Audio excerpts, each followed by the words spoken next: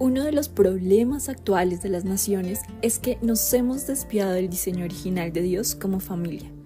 Hemos perdido la idea de individuo tal como Dios lo diseñó. La mayoría de las personas no viven la idea correcta del hombre, mujer, padres o hijos. Por consiguiente, si el fundamento de la nación es derribado, es decir, el conocimiento de Dios y la práctica de su palabra, sus principios y la edificación de la familia, entonces estamos condenados a llegar a la anarquía o a la tiranía, provocando ceguera de la conciencia en cada miembro de la nación, tal como lo dice la Biblia en Oseas 4:6. Mi pueblo es destruido por falta de conocimiento. No solo para Oseas, sino también para nosotros como iglesias, es latente y nos percatamos de que la falta del conocimiento de Dios y sus principios llevan a las naciones a desviarse de la libertad divina que Dios le diseñó. Por lo que el mundo clama a gritos por luz y por una señal, una indicación del camino a seguir para traer el orden de las familias, naciones y generaciones. ¿Cómo hacerlo? La respuesta a todo es Jesucristo, quien es la luz del mundo, quien murió y resucitó por los pecados de todos. Pero, ¿cómo estar dentro de sus preceptos y diseños para la familia? La respuesta la encontramos en Romanos 10, 14 al 17. ¿Cómo pues invocarán a aquel en el cual no han creído? ¿Y cómo creerán en aquel de quien no han oído? ¿Y cómo oirán sin saber quién les predique? ¿Y cómo predicarán si no fueren enviados? Como está escrito: cuán hermosos son los pies de los que anuncian la paz, de los que anuncian buenas nuevas. Mas no todos obedecieron al evangelio. Pues Isaías dice: Señor, ¿quién ha creído a nuestro anuncio? Así que la fe es por el oír, y el oír por la palabra de Dios. La importancia de recibir el evangelio y razonar sus principios guiados por el Espíritu de Dios hace que la verdad de su palabra transforme el corazón y pensamiento del individuo. He aquí la importancia de enseñar las verdades reveladas del evangelio de nuestro Señor Jesucristo, en otras palabras, toda la Biblia. Este libro es una herramienta que por providencia de Dios ha llegado a las manos de mi esposa Joana y a las mías, para enseñarnos a razonar y relacionar en nuestras vidas los principios que Dios ha establecido para nuestra familia. La crianza de nuestros hijos Juan, Jerónimo y Noé nos muestra lo que Dios espera de nosotros como padres y nos advierte lo que no debemos hacer.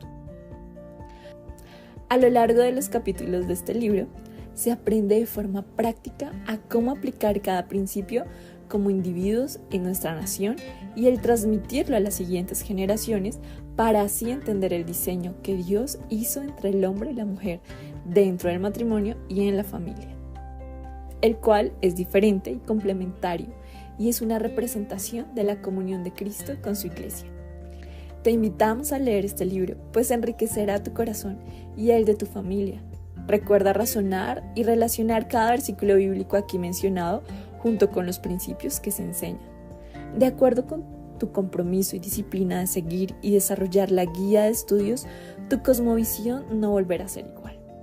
Felicitamos a Oscar y a su familia por disponerse a servir al Señor y ser sensibles al llamado que Dios les hizo para enseñar y traer la libertad de Cristo a familias, naciones y generaciones. Escrito por Familia Hernández Aguasaco, Javier y Joana e hijos.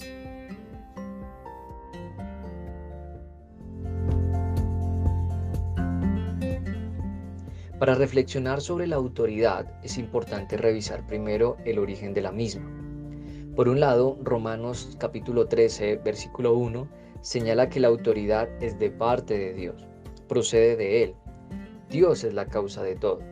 Colosenses 1:16 señala que no existe cosa alguna, visible o invisible, como la tierra, el agua, la vida animal, la paz, la justicia, la autoridad que no proceda de Dios. El autor de la carta a los Colosenses es enfático en señalar que todo es de Dios. Ahora bien, Si el término de Dios indica la procedencia, el término para indica el propósito. Según Pablo, la autoridad no es para el hombre, es para Dios. Dios delegó su autoridad en el ser humano y ha dicho de éste, en relación con lo creado, que debe sojuzgar la tierra. El desempeño administrativo del ser humano en este aspecto de lo natural dependería del Señor. El hombre juzgaría con Dios. Eso indica la expresión sojuzgar. En esta delegación de autoridad primaria es importante resaltar que no había posibilidad alguna para la opresión, la tiranía o cualquier tipo de perturbación de autoridad, pues la santidad de Dios no permite algún tipo de perversión en una facultad que procede de Él.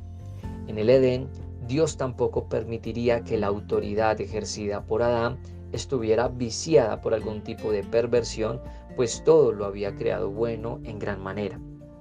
Una vez el pecado aparece, las cosas cambian y hasta Satanás instrumentaliza la autoridad para adulterarla a fin de que sirva a sus propios intereses pecaminosos. La autoridad es corrompida y ahora es déspota, controladora, dominante, se convierte en una espina para la mujer. Cuando la autoridad se suponía que debía ayudar a gobernar la creación, ahora se levantaría para ocasionar rebelión en la creación. El Señor ahora tiene que poner límites al hombre y por eso el hermano Oscar Quiroga establece en el capítulo 5 que hay 3 aspectos sobre los cuales el Señor restringió la autoridad del ser humano sobre la creación, especialmente sobre los hijos. El primero de ellos es la autoridad que alguien puede tener sobre la vida de otro. Y en total acuerdo con el hermano Quiroga, mi deber es defender la vida cuando alguien la amenace, incluso cuando se trata de mi propia vida. No podemos abstenernos en la defensa de la vida. Debemos ser las voces tanto de los que no han nacido como de los que nacieron y son expuestos a la inclemencia de las calles a cambio de dinero. No debemos ejercer autoridad en la promoción del pecado, como tampoco en hacer caso omiso a la instrucción y disciplina que deben recibir nuestros hijos en todas las áreas de su vida. Tanto la protección de la vida como el fomento de la santidad e instrucción a tiempo son aspectos que traen gloria y alabanza al Señor en medio de nuestra familia. Debemos volvernos a Dios y ver su intencionalidad respecto a la autoridad que Él nos delegó, con el propósito que nuestros hijos se sometan voluntariamente al Señor y no terminen prestando los miembros de su cuerpo a toda injusticia e impiedad.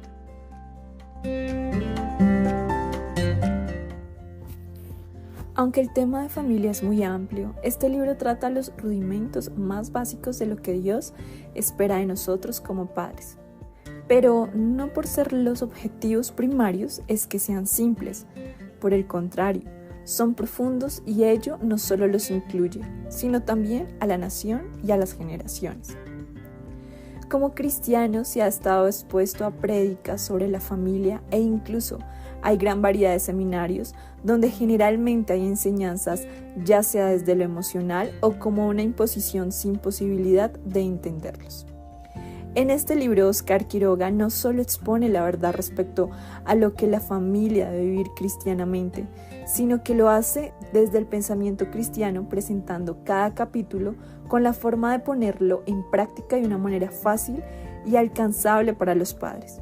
Sin importar si lleven muchos años como cristianos o que recientemente se hayan decidido por la bendición de ahora tener a Jesucristo como su Señor y Salvador, entre otros se encuentran respuestas a los siguientes temas. ¿Cuáles son ejemplos de leyes de Dios para la familia? Si la familia es la base de la nación, ¿cuál es la base de la familia y cómo debe ser? ¿Qué dice Dios de lo que deben y no deben hacer los padres?